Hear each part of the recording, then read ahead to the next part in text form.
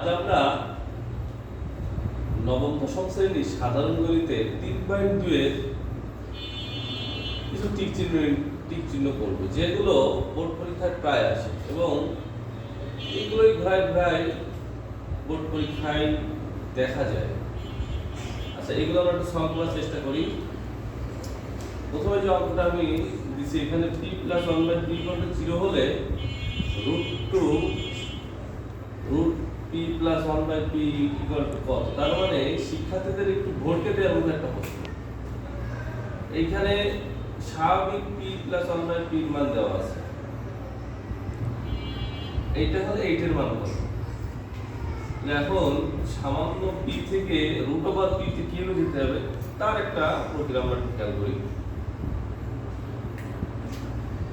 প্রথমে যেটা দেওয়া আছে 1 নম্বরে যে p + 1/p = 0, তোমাদের প্রথমেই রুটটা নিয়ে আসতে হবে। তার জন্য √p² + 1/√p², এটা করতে হবে। এরপরে a² + b² এর সূত্র,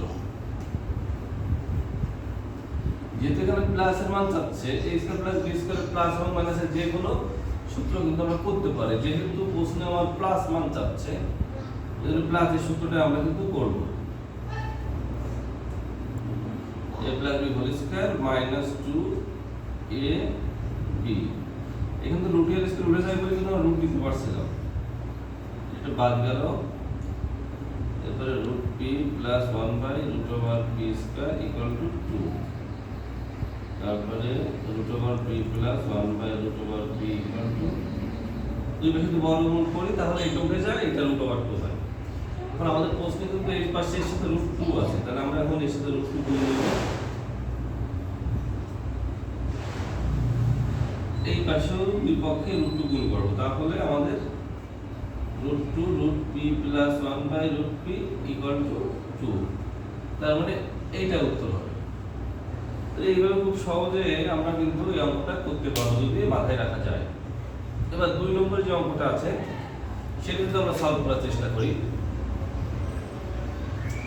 x² - √3x + 1 = 0 হলে x + 1 এই অঙ্কগুলো খুব সহজ, কিন্তু এটা প্রায় দেখা যায়, কিন্তু এরকম আকারে যেগুলো প্রায় আমাদের পরীক্ষায় আসে। তাহলে দেওয়া আছে x² - √3x + 1 = 0। এই অঙ্কগুলোর ক্ষেত্রে প্রথমে আমরা তিনটা পদ আছে, প্রত্যেকটা পদকে আমরা x দ্বারা ভাগ করে দেব। যখন আমরা পরীক্ষায় টিক চিহ্ন করব তখন খুব ফাস্ট মনে মনে কিন্তু আমরা টিকটা করে ফেলতে পারবো। তাহলে এখানে x, এখানে √3, এখানে 1/x, তাহলে সবাইকে আমরা x দ্বারা ভাগ করছি। x + 1/x = √3। তার মানে যদি মাইনাস আকারে কোনো চিহ্ন থাকে তাহলে বুঝতে হবে এইটাই উত্তর হবে। এই যে আমাদের দুইটা টিক কিন্তু হয়ে গেল। আচ্ছা, এর পরবর্তীতে আমরা 3 নম্বর টিকটা সলভ করব।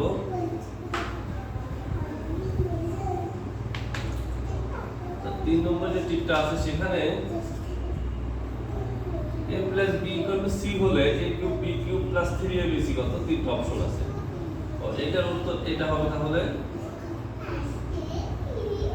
আচ্ছা, এখন a + b = c হলে এটার মান কত? তাহলে আমরা যেটার মান বের করতে হবে সেটা আগে লিখি। এই যে খুব সহজ অঙ্ক, একটু মাথায় রাখতে, একটা সূত্র মাথায় রাখলে কিন্তু অঙ্কটা করা যাবে। এখানে শুধু a³ + b³ সূত্র যদি জানা যায় অঙ্কটা কিন্তু হয়ে যাবে আমাদের। a + b³ - 3ab a + b, এইটাই হচ্ছে a + b³ এর সূত্র। এই সূত্র যদি পারা যায় তাহলে এই ধরনের যে কোনো অঙ্ক আমরা কিন্তু সহজেই সলভ করতে পারবো। তাহলে a + b এর মান দেওয়া আছে c³। আচ্ছা, এরপরে 3abc + 3abc, এই যে a + b এর মান c উপরে কিউব -3ab, এইটার মান c + 3abc বাদ গেল, তার মানে c³। তার মানে এইটার উত্তর হবে c³। তাহলে এইভাবে আমরা 3 নম্বর অঙ্কটা করতে পারবো। শুধু a + b a³ + b³ সূত্রটা জানলে কিন্তু অঙ্কটা সলভ করা যাবে খুব সহজে। এরপর আসুন 4 নম্বর অঙ্কটা আমরা করার চেষ্টা করি। এখানে এই অঙ্কটা দুইভাবে করা যায়, দেওয়া আছে থেকেও করা যায় আর এখান থেকে সরাসরি করা যায়। আচ্ছা, আমরা সরাসরি করি। আমাদের যে যেটার মান বের করতে হবে 8 × x³ - 1/x³। এটা আমরা প্রথমে 8 দ্বারা গুণ করে দেবো। 8x³ - 8/x³। এটা কিন্তু সবসময় উপরে গুণ হয়। এটা আমরা তাহলে লিখতে পারি ভেঙে 2x³। এটা লিখতে পারি 2/x। তো a³ - b³ এর সূত্রটা এখানে লাগবে। এটা সূত্র হচ্ছে a - b³ + 3ab, তারপরে a - b। ঠিক আছে, এটা 2/x হবে।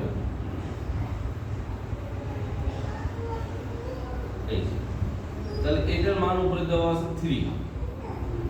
তাহলে 3³ এটা x বাদ দেবো, 3 × 2 = 6, 6 × 2 = 12, আর এটার মান হচ্ছে 3।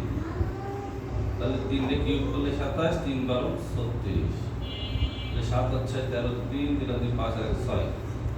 এটা খুব কমন অঙ্ক। এটা আমাদের 3.2 কিন্তু অধ্যায় 2 একটা অঙ্ক আছে এই ধরনের। তো এইভাবে অঙ্কগুলো করতে পারবো এবং এইরকম আঙ্কিকের যে ঠিকগুলো আছে ঠিক একই প্রক্রিয়ায় যদি সমাধান করা যায় তাহলে কিন্তু খুব সহজে 20 থেকে 30 সেকেন্ডের মধ্যে এই ঠিকগুলো তোমরা করতে পারবে। সবাইকে ধন্যবাদ। এবং এই ধরনের যত অঙ্ক সেগুলো তোমরা সলভ করবা, করলে দেখো সব ধরনের টিপ তোমরা পাচ্ছো। ধন্যবাদ।